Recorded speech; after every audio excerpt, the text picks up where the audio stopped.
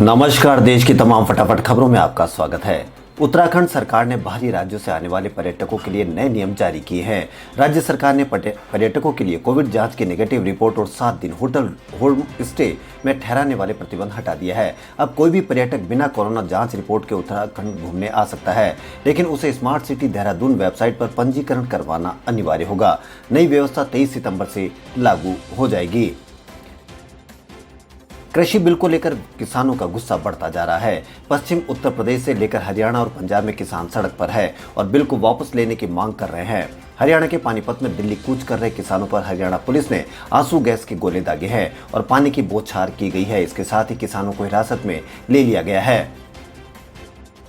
उत्तर प्रदेश के मुख्यमंत्री योगी आदित्यनाथ द्वारा नोएडा में फिल्म सिटी बनाए जाने की घोषणा के चंद दिनों के भीतर उन्होंने इसे लेकर अपना प्लान भी साझा कर दिया है। उन्होंने फिल्म इंडस्ट्रीज के लोगों को इसके लिए खुला ऑफर दिया है। उन्होंने बताया कि Yamuna express way industrial development authority द्वारा गौतम बुद्ध नगर में 1000 एकड़ की जमीन चिन्हित कर ली गई है।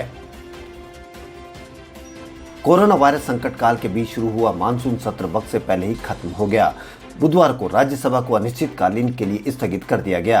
राज्यसभा में हुए हंगामे के बाद से ही विपक्ष ने सदन का बहिष्कार कर दिया और बीते पूरे दिन राज्यसभा में विपक्ष के सांसद मौजूद नहीं रहे। इसी दौरान केंद्र सरकार ने ऊपरी सदन में 7 बिलों को पास करवा लिया, जिनका आने वाले वक्त में काफी महत्व है। मिस्त्री परिवार के स्वामित्व वाले शाहपुरजी पलोनजी समूह ने खुद को टाटा ग्रुप से अलग होने का फैसला किया है। एसपी समूह के निवेशकों ने फैसले का स्वागत किया है। इस वजह से एसपी समूह की कंपनी का शेयर अब सर्किट लग गया। कंपनी का शेयर भाव 20% की बढ़त के साथ 236 रुपए के स्तर पर बंद हुआ। चीनी विवाद, कोरोना संकट, जीडीपी और बेरोजगारी समेत कई मुद्दों पर केंद्र की भारतीय जनता पार्टी सरकार को लगातार घेरने वाले कांग्रेस नेता राहुल गांधी ने एक बार फिर मोदी सरकार पर निशाना साधते हुए कहा कि बीजेपी ने सिर्फ झूठे वादे किए। राहुल गांधी ने एक खबर को ट्वीट करते हुए कहा कि कांग्रेस ने जो कहा सो किया। भाजपा सिर्फ झूठे वादे। राहुल गांधी ने जिस खबर को ट्वीट करते हुए बीजेपी सरकार पर हमला बोला, उस खबर में कहा गया है कि मध्य प्रदेश सरकार ने कृषि मंत्री कमल पटेल ने एक सवाल के जवाब में बताया कि मध्य प्रदेश में 51 जिलों में किसानों की कर्ज माफी हुई है। मध्य प्रदेश में किसानों की कर्ज माफी के मामले में विधानसभा में एक सवाल के जवाब में शिवराज सरकार ने माना कि लगभग 27 लाख किसानों का कर्ज माफ किया गया है, लेकिन बाहर कांग्रेस के हमलावर होने के बाद सरकार ने यू टर्न ले लिया। सरकार ने कहा कि सिर्फ प्रमाण पत्र बांटे गए हैं। दिल्ली विधानसभा के पैनल के नोटिस के खिलाफ फेसबुक इंडिया के उपाध्यक्ष और प्रबंध निदेशक अजीत मोहन की याचिका पर सुप्रीम कोर्ट में सुनवाई हुई। दिल्ली के दंगों में सोशल मीडिया प्लेटफॉर्म की कथित भूमिका से संबंधित कार्रवाई में दिल्ली विधानसभा की शांति और सद्भाव समिति ने फेसबुक को नोटिस जारी किया। समिति ने अब फेसबुक इंडिया के अजीत मोहन को 23 सितंबर को समिति के समक्ष पेश होकर गवाही सुनिश्चित करने के लिए एक नया नोटिस जारी किया है। भारतीय वायुसेना में महिला फाइटर पायलटों की भर्ती शुरू होने के बाद राफेल को उड़ाने का मौका बनारस की शिवांगी को मिला है। बीएचयू से एनसीसी करने के बाद शिवांगी ने भारतीय वायुसेना के राफेल स्क्वाड्रन की पहली महिला फाइटर पायलट बनने का सौभाग्य हासिल किया है।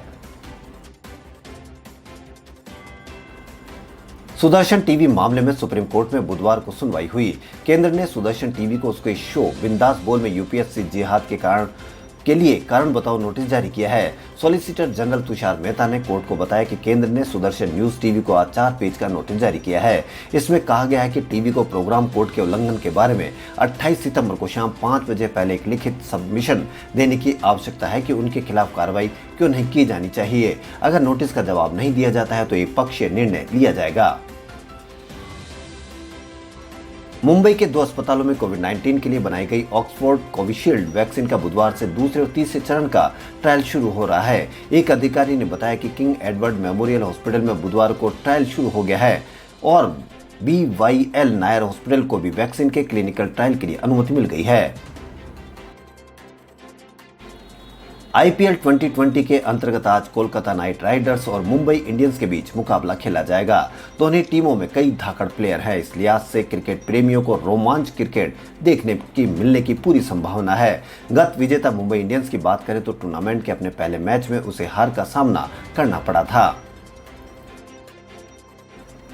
लॉकडाउन की अवधि में यात्रा के लिए पहले से बुक की गई हवाई टिकटों की पूरी राशि रिफंड कराने से जुड़ी एक याचिका सुप्रीम कोर्ट में दायर की गई है। याचिका में मांग की गई है कि लॉकडाउन की वजह से फ्लाइट्स उड़ानें नहीं भर रही सकी, इसलिए बुक हवाई टिकटों का पूरा रिफंड मिले। याचिका पर सुनवाई करते हुए सुप्रीम कोर्ट ने केंद्र सरकार से रिफंड के मोड का विवरण देते हुए नया हलफनामा दाखिल करने को कहा है।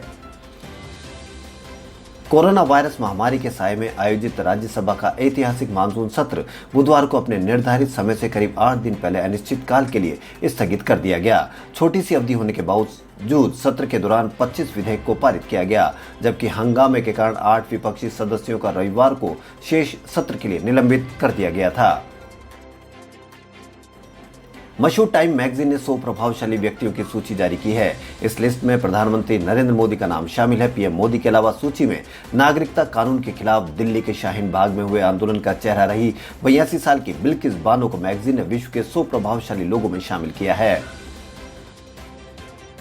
कोरोना के मामले में हर दिन भले इजाफा हो रहा है, लेकिन इस बीमारी से उबरने वाले मरीजों की संख्या भी बढ़ रही है। लगातार 5वें दिन इस बीमारी से ठीक होने वाले मरीजों की संख्या सामने आने के बाद संक्रमण के नए मामलों में अधिक रही। इस ट्रेंड की शुरुआत 19 सितंबर से हुई, जब भारत में हर रोज कोरोना के 90,000 नए मामले सामने आ रहे थे। 19 सितंबर को कोरोना से ठीक होने वाले मरीजों की संख्या 95,000 रही। वहीं पिछले कुछ दिनों से रोजाना सामने आने वाले कोरोना के मामलों में गिरावट देखी गई है।